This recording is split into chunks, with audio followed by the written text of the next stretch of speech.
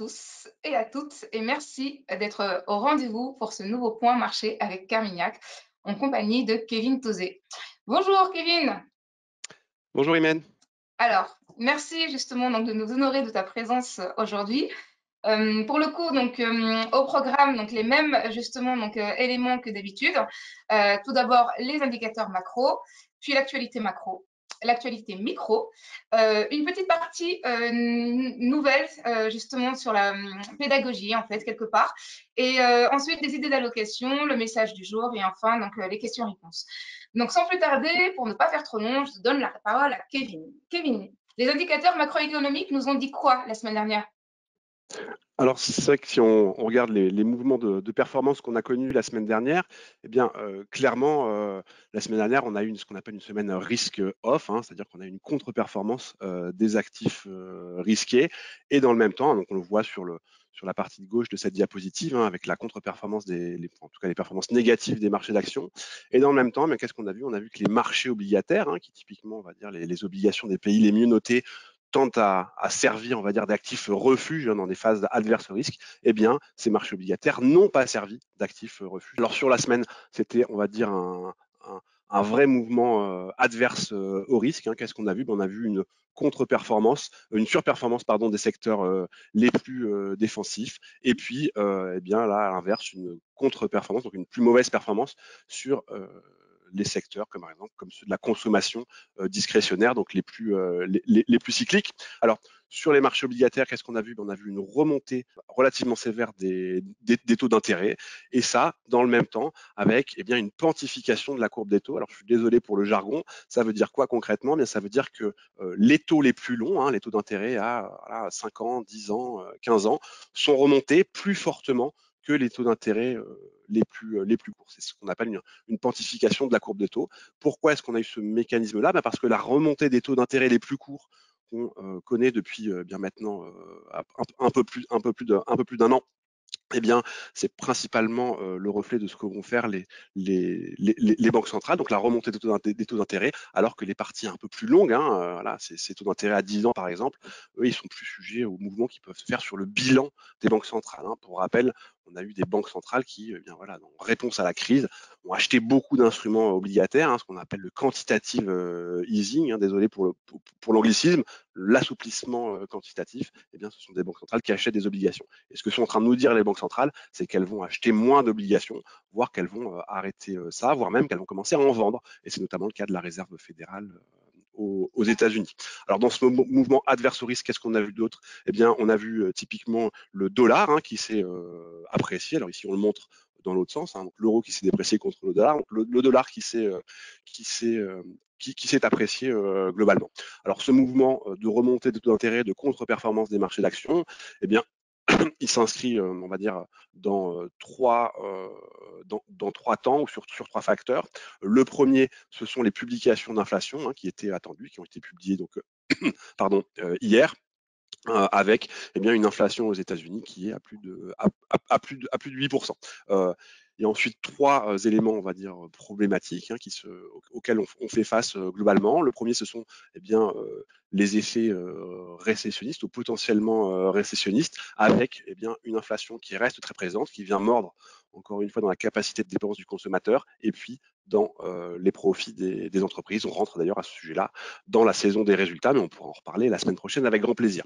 Le deuxième facteur qui fait craindre, en tout cas qui assombrit l'horizon, eh bien, c'est la situation du Covid en Chine, hein, avec bien là aussi qui ont des effets stagflationnistes, hein, c'est-à-dire une croissance eh bien atone et une inflation qui reste là, hein, moins de croissance demain et avec des perturbations sur les chaînes d'approvisionnement chinoises, avec cette politique du zéro Covid et donc des villes et des ports chinois qui sont littéralement mis sous cloche. Et puis le troisième élément, là aussi on va y revenir tout à l'heure, eh bien c'est l'impact des élections françaises.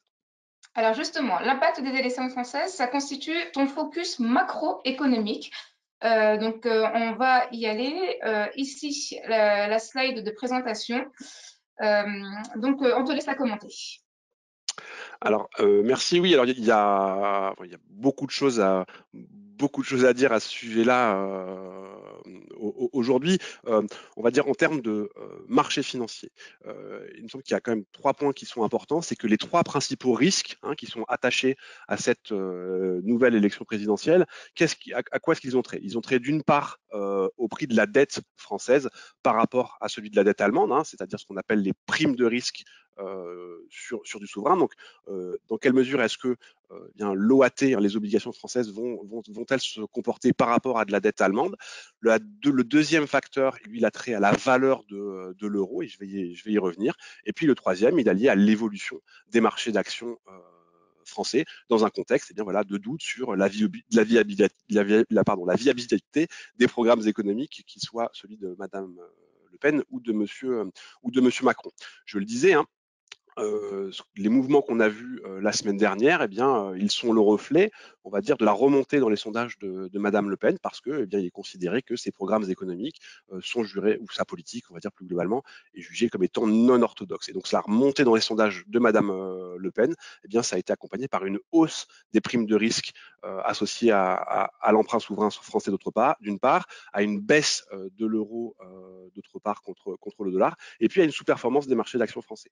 Et donc, le résultat du premier tour, c'est ce qu'on a vu en début de semaine. Il y a eu le mouvement inverse. Donc, les marchés financiers voient ça comme d'un bon oeil. On va dire que M. Macron ait eu un score qui était meilleur qu'attendu, que ils estiment qu'il va y avoir une redite de 2017, et donc on va dire une probabilité, on va dire, relativement plus élevée de voir le candidat avec le programme le plus orthodoxe l'emporter. Donc ça a amené comme mouvement, on a vu cet écart entre l'OAT et le Bund, donc les obligations françaises et les obligations allemandes, repasser sous les 0,5%. L'euro qui s'est apprécié dans la matinée de lundi, et puis le CAC qui a également surperformé ses homologues européens. Alors, nous, il nous paraît quand même qu'il faut on va dire avoir un peu plus de prudence, je dirais, en tout cas être moins dogmatique.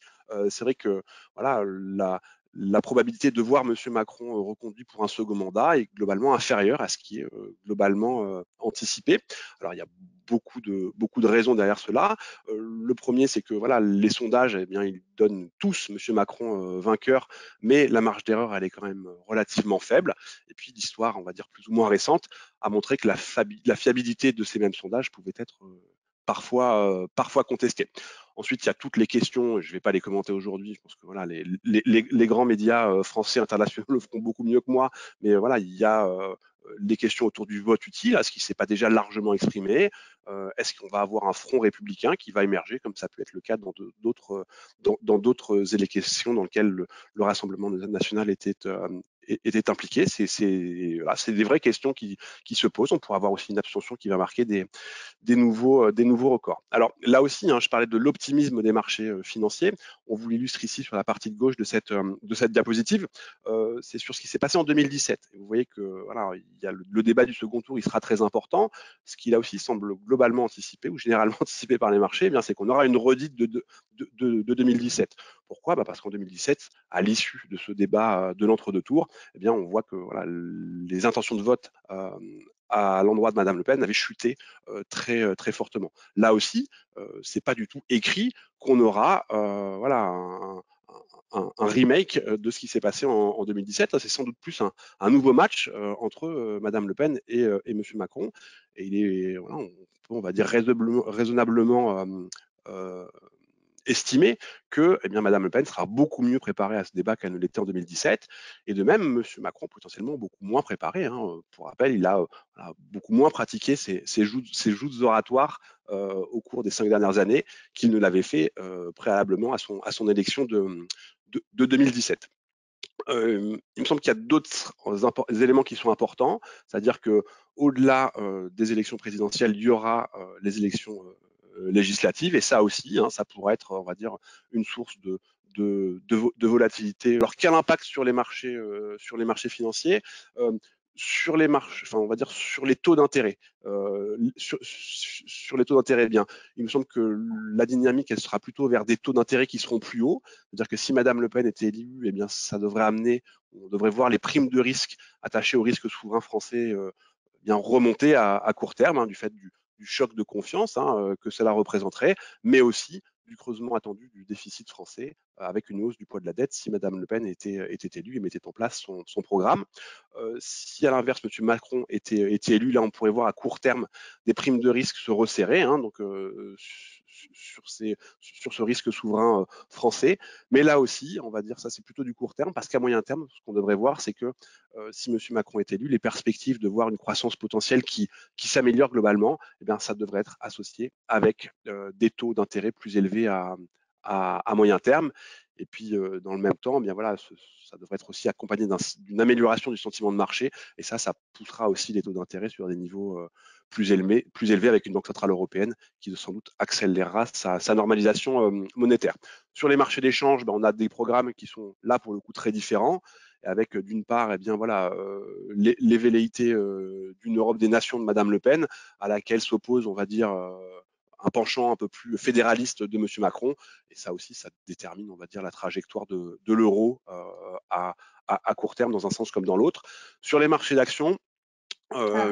on pense qu'il faut faire preuve quand même de beaucoup plus d'humilité, parce que l'influence du politique sur les marchés d'actions, c'est loin d'être le principal moteur de ces marchés-là. Les facteurs globaux comme l'évolution des taux d'intérêt, l'inflation, l'impact de la relance chinoise dont vous a parlé Jemre la semaine dernière, la croissance économique qui décline, sont eux primordiaux sur ces aspects.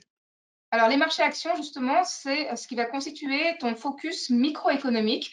Donc, en fait, avec notamment le fait que les marchés actions, après les marchés obligataires, également se voient emparés d'un doute quand même, justement, donc globalement.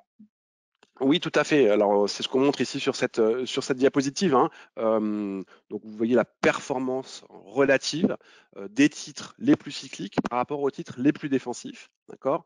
Ça sur les marchés américains, sur cette courbe grise, et puis sur les marchés européens sur cette courbe verte. Alors, c'est particulièrement frappant aux États-Unis. C'est que, eh bien, ce qu'on a vu dans ce début d'année, c'est que en dépit de ce mouvement de remontée des taux d'intérêt qui a été extrêmement important, en dépit du conflit russo-ukrainien, eh bien, on avait des titres les plus cycliques qui ont largement, on va dire, surperformé, parfois de plus de 10%, eh bien, les titres les plus défensifs. Et voilà, comme vous le soulignez, on va dire la remontée de la volatilité, la remontée des taux d'intérêt, une inflation qui est beaucoup plus collante, beaucoup plus présente que ce qui pouvait être anticipé, eh bien ça globalement avait assez peu d'incidence. En tout cas, c'était pas vraiment reflété dans ces marchés d'actions américains et parfois européens. Et ce qu'on a vu la semaine dernière, eh bien, c'est ce qu'on indiquait tout à l'heure, c'est que pour le coup, là, on a eu une vraie rotation, je veux dire dans l'autre sens, c'est-à-dire qu'on a eu une vraie contre-performance eh bien, de ces actifs les plus cycliques par rapport à ces actifs les plus défensifs. Alors, cyclique et défensif, justement, donc Kevin, ce sont des terminologies qu'on a tendance à utiliser sur les marchés. Mais qu'est-ce que ça veut dire au juste, en particulier, mettre des secteurs ou même des valeurs défensives au sein d'un portefeuille? Sur la partie défensive, qu'est-ce qu'on entend par défensif? On entend par défensif des sociétés, donc des secteurs, des sociétés qui opèrent dans ces secteurs, qui vont, on va dire, bien se comporter, même en cas, on va dire, de dégradation de la conjoncture économique. Il y a deux secteurs qui me semblent qui illustrent ça extrêmement bien. C'est d'une part le secteur de la santé et d'autre part le secteur des consommations de base. Je vais vous donner deux exemples très concrets, c'est-à-dire que sur le secteur de la santé, eh bien, que la croissance économique française, chinoise ou américaine soit de 2, 3 ou 4%, ça ne va pas faire radicalement évoluer nos besoins de dépenses de santé. On est dans un contexte où le Covid est extrêmement présent. On va continuer à aller se faire, ou en tout cas à devoir se faire vacciner si on veut je sais pas, voyager ou limiter l'impact adverse que le Covid pourrait avoir sur notre santé. Et donc des sociétés comme Pfizer par exemple ou Novo Nordisk également, eh bien, vont elles bien se comporter, même si on a une dégradation de la conjoncture économique. Donc ça, c'est un secteur. Le deuxième, c'est celui de la consommation de base. Là aussi, si on a une hausse de l'inflation, je le disais tout à l'heure, on en a parlé quand même pas mal de fois, un contexte de remontée des prix, eh bien, ça vient faire quoi? Ça vient rogner sur la capacité de dépense des ménages et des particuliers comme vous et moi. Par contre, là aussi, qu'on ait une inflation à un ou deux chiffres, eh bien, moi ou d'autres continueront de se laver les dents au moins 2 à 3 fois par jour, quel que soit ce contexte-là. Et donc, nos dépenses, hein, elles vont plutôt se concentrer sur ce dont on a besoin par rapport à ce dont on a envie. Et donc là, des sociétés, par exemple, dans le secteur de la consommation de base, vont là aussi bien se comporter. Donc, je parlais du brossage de dents, voilà, une société américaine qui s'appelle Colgate-Palmolive, Palmolive, que tout le monde connaît, par exemple, et qui va, relativement parlant, mieux se comporter. Alors, parfois, il faut aussi faire un petit peu attention dans ce secteur, dans ces valeurs, on va dire, défensives, parce que là aussi, bien, l'inflation, ça peut aussi avoir une incidence, par exemple, sur les coûts entrants de ces entreprises-là. Hein. Une entreprise comme Unilever, par exemple, dans, dans le secteur alimentaire, eh ben, elle va aussi être impactée négativement par la hausse, par la hausse de ses coûts. Et donc là aussi, il faut faire, on va dire, ce qu'on appelle de la sélection de valeurs, donc sélectionner certaines valeurs au sein de ces secteurs plus défensifs. D'accord. Donc, secteur et valeurs défensifs, donc ça veut dire une certaine imperméabilité par rapport justement donc, au cycle économique. Le message clé de la semaine, alors on y va, ce sont les élections qui n'effacent pas les problèmes. Clairement, le contexte électoral actuel, eh bien, il devrait être accompagné, encore une fois, bien on va dire, encore d'incertitudes à terme. J'en parlais avec, voilà, au-delà des élections présidentielles, il y aura un deuxième jeu d'élections législatives dès le mois de juin, si je ne m'abuse. Donc voilà, ça aussi, ça devrait, eh bien, encore une fois, entretenir l'incertitude et potentiellement voilà, avoir des marchés financiers, notamment des marchés financiers français, qui bougent au gré des sondages, quelle que soit l'issue de ces élections. La dynamique inflationniste qui est en place, la dynamique de normalisation des politiques monétaires et notamment de la Banque centrale européenne, elle devrait continuer d'avancer et ça devrait pousser les taux d'intérêt sur des niveaux, on va dire, toujours plus élevés. En tout cas, c'est ce qu'on anticipe sur les mois et les semaines à venir. Et puis sur les marchés d'actions, eh bien là aussi, hein, on va dire cette incertitude politique, elle vient se rajouter à une incertitude de eh bien, quelle sera la capacité de l'économie mondiale, de l'économie française, de l'économie européenne, à digérer ces hausses de taux d'intérêt, parce que là aussi, eh bien, cette normalisation monétaire, elle a aussi des vraies incidences sur l'économie réelle. Alors, à présent, justement, donc, en termes d'idées d'allocation, on termine rapidement avec un zoom sur notamment votre fonds Carmignac, justement, donc portfolio patrimoine Europe. Oui, tout à fait. Quelques mots là-dessus, Oui, justement, donc avant de passer aux questions-réponses de nos clients. très bien. Eh bien, donc on l'illustre ici sur Carmignac Patrimoine Europe, mais on va dire la partie droite de cette diapositive s'applique aussi à Carmignac Grande Europe, hein, donc d'autres fonds d'action européennes sur lesquels voilà, il y a bien évidemment une forme de superposition de certaines dépositions. Sur la partie de gauche de cette diapositive, vous avez l'évolution de l'exposition au marché du crédit, hein, donc des prêts aux entreprises, dans le fonds Carmignac Patrimoine Europe. Et vous voyez que voilà, depuis 6 mois maintenant, l'exposition à ces marchés-là est passée de 4% à un peu moins de 14%.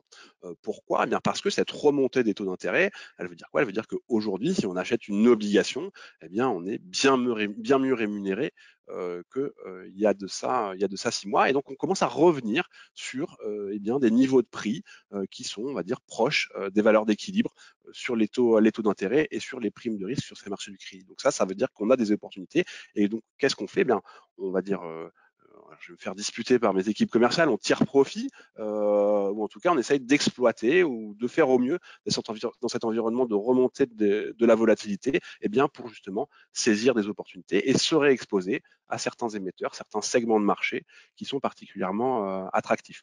Je vais vous donner un exemple si vous me laissez le temps. Par exemple, dans le secteur des majors donc pétrolières, hein, des grandes sociétés pétrolières européennes. On a vu dans le sillage de la crise russo-ukrainienne, dans le sillage de la remontée des taux d'intérêt, eh bien les primes de risque, les rendements hein, sur ces émetteurs-là, qui sont revenus sur les niveaux qui prévalaient en mars 2020, en plein milieu de la crise Covid. Alors même que, ben voilà, par exemple, le prix du baril de pétrole, pendant la crise Covid, il évoluait entre 0 et 30 $. Et aujourd'hui, on est plutôt autour de 100 $. Cette remontée des taux d'intérêt et des primes de risque assez indiscriminées, elle offre des opportunités. Et on vous a listé ici quelques secteurs, en tout cas quelques thématiques qu'on apprécie particulièrement chez Carmignac. Et puis, il y a un autre facteur qui me semble important aussi, c'est que on a tous été obnubilés et on est encore, hein, par ce qui se passe en Ukraine et en Russie, hein, à juste titre, ou par ce qui se passe plus proche de chez nous au niveau des élections françaises. Mais il y a toute une dynamique qui se met en place aussi sur tout ce qui est lié à la réouverture, qui a été sans doute un peu mis de côté ou pas trop regardé par le marché. Et ça aussi, ça pourrait être un moteur de performance pour les semaines, les mois, les trimestres à venir, dans un contexte où, ben voilà, alors c'est pas le cas aujourd'hui à Paris, mais les beaux jours reviennent et la réouverture des économies, que ce soit via certaines valeurs comme Puma, mais d'autres valeurs, par exemple, dans le secteur des transports ou du transport aérien, pourraient là aussi bénéficier, ou en tout cas tirer leur épingle du jeu sur les semaines et les mois à venir. Voici donc quelques idées d'investissement. Merci beaucoup, Kevin. Du coup, donc, pour rappel, bien entendu, ce fonds Carmignac Patrimoine Europe est disponible donc sur Easy Bourse directement par le biais de sa fiche de valeur. Donc, il vous suffit de mettre le libellé du fonds et vous avez donc la fiche de valeur qui vous permet d'accéder directement donc au fonds. Pour le coup, on va terminer avec les questions-réponses. Deux questions justement sur les valeurs défensives pour ne pas faire trop long. La première concerne justement donc le retour de performance justement des valeurs défensives. Donc a priori tu les vois en fait, Kevin, tu vois que ce retour dans le courant de l'année 2022, c'est ça? Oui, tout à fait. C'est-à-dire que le contexte qu'on décrit, hein, c'est bien celui-là. C'est-à-dire c'est bien celui d'une croissance économique qui ralentit. Alors c'est de plus en plus intégré par les opérateurs de marché, mais pas encore complètement par ces derniers. Et donc quand on a, on va dire, ce ralentissement économique, c'est important, eh bien, d'être investi plutôt sur ces valeurs. Sur ces valeurs un peu plus défensives, clairement. Alors encore une fois, on n'a pas uniquement un portefeuille construit sur des valeurs défensives. Si on diversifie nos investissements avec des valeurs défensives, des valeurs de croissance visibles. Voilà, je parlais de notre exposition à cette thématique de la réouverture. Une autre façon de le faire, ça peut être via le secteur de l'énergie aussi. Mais oui, clairement, le contexte à venir est favorable, en tout cas relativement plus favorable à ces valeurs les plus défensives. Alors justement, donc deuxième question donc sur les valeurs défensives d'un de nos clients. Est-ce que tu peux nous évoquer quelques valeurs phares européennes justement donc défensives que l'on retrouve aujourd'hui dans les fonds Carmignac? Bien sûr, donc alors j'en ai cité quelques-unes, hein, donc Novo Nordisk dans le secteur de la santé, on a des secteurs voilà des valeurs comme Roche, hein, voilà un groupe pharmaceutique suisse également. C'est autant de sociétés qui sont, on va dire, voilà aussi leaders sur bien la fourniture de traitements qui soient liés à l'obésité, au traitement des cancers également. Donc ça, c'est des choses qu'on fait et qu'on fait dans nos fonds européens, que ce soit Carmignac Patrimoine Europe ou Carmignac Grande Europe. Mais on peut aussi le mettre en place dans certains de nos fonds, et notamment dans notre fonds émergent, par exemple, dans Carmignac Émergent, on a aussi des sociétés impliquées dans le secteur de la santé, notamment en Chine, par exemple. Donc ça, D'accord. c'est Et sur dans la le partie domaine de la santé. consommation, Et, pardonne-moi, et- dans le domaine de ouais. la consommation de base, justement aujourd'hui, Alors, ça se fait quoi? ouais, dans la consommation de base, alors j'en ai listé quelques-uns sur lesquels on est peut-être un peu plus prudent parce qu'il y a quand même cette dynamique de remontée de remontée des coûts. Alors il est 11h30, c'est bientôt l'heure de l'apéritif. Ben voilà, il y a des valeurs, par exemple des brasseurs qui devraient là aussi relativement bien se comporter. Voilà, je pense à une valeur comme Diageo par exemple qui devrait relativement bien se comporter dans ce contexte-là et qui fait aussi partie de ces valeurs de la consommation de base. Bon, bah, c'est entendu. Merci énormément, Kevin. Merci Merci beaucoup. justement, donc, je vous en prie. Et donc, merci, chers clients, chers participants, d'être au rendez-vous justement donc de ce point marché. Je vous donne de nouveau justement donc ce même rendez-vous la semaine prochaine, même heure, même jour justement donc avec Carmignac. Merci énormément à tous et puis je vous souhaite une très belle fin de semaine. Au revoir, Kevin. Merci à tous et à toutes. Au revoir.